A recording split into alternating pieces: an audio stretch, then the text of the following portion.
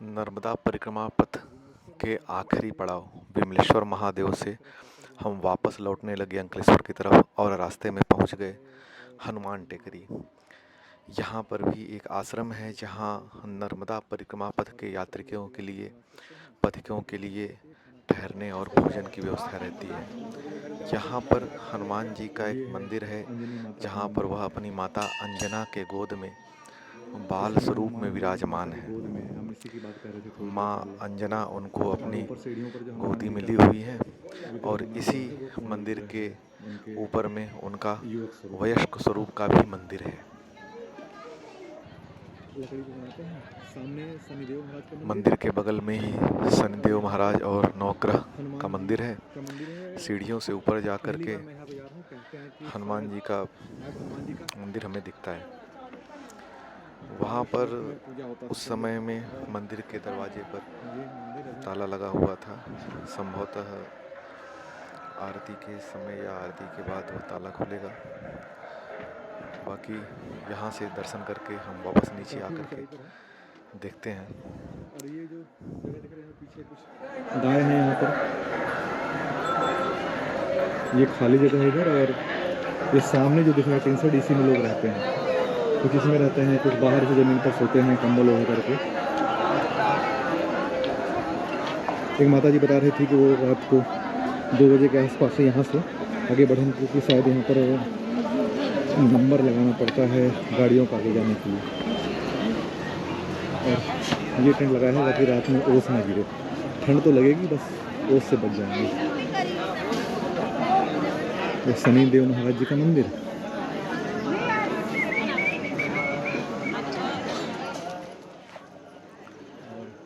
संध्या हो चुकी है और आरती का समय है। नवग्रहों के विग्रह है। नवग्रह मंदिर में आरती आरंभ हो गई है।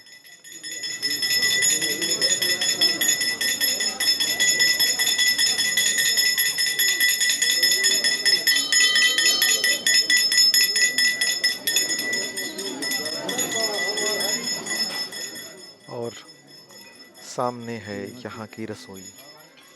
यहाँ पर जो संत और यात्री आते हैं उनके लिए साधारण भोजन पकाया जाता है। ज़्यादातर रसोई दान से ही चलती है। कुछ लोग स्वयं अपने साथ अन्न लेकर के आते हैं। सामने जब बढ़े तो इस आश्रम के संत बाबा जी सामने बैठे हुए थे और एक अद्भुत गणेश जी की मूर्ति यहाँ पर थी जो संभवतः श्वेत अर्क के पेड़ की जड़ से बनी हुई है, क्योंकि जड़ों में सफ़ेद मदार के पेड़ के गणपति स्वयं अपना स्वरूप ले लेते हैं।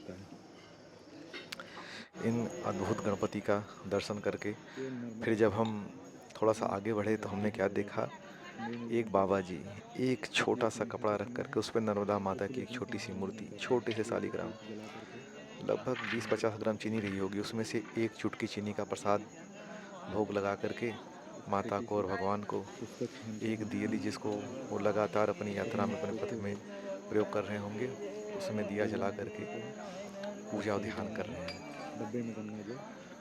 ऐसे ही बहुत सारे यात्री हैं, लेकिन बाबा जी का ध्यान हमें बहुत विशेष लगा क्योंकि श्रद्धा इतनी दिख रही थी ना इनके में। एक बिछौना और एक ओढ़ना और कुछ कपड़े अपने थैले में, हाथ में लाठी और यात्रा पे निकल लिए। यही धर्म का बल है, यही धर्म का संबल है। बाकी जो यात्री समूह में आए हुए हैं वो भी किसी के निर्देश में ही आते हैं।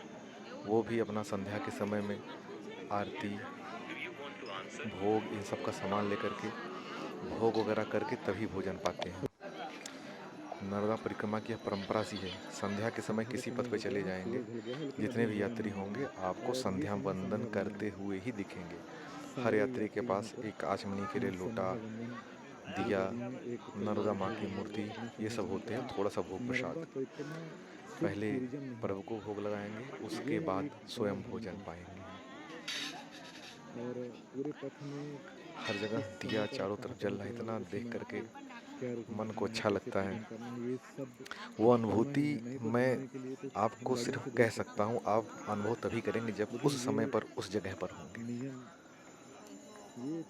जब हम पुनः बाबा जी के पास पहुँचे तो बाबा जी तब तक अपना संध्या पूजन करके जो एक चुटकी चीनी भगवान को भोग लगाई थी उसका प्रसाद पा रहे थे। और इधर भी यात्री सामने उसके बाद जब दूसरे कोने की तरफ हमने करनी हो सकता है अपना अंधेरा हो गया हो तो दृष्टि कैमरा डाली तो उधर भी थोड़ा सा यात्री पथिक माँ नर्मदा की आरती कर रहे हैं, श्री हरिनारायण की आरती कर रहे हैं।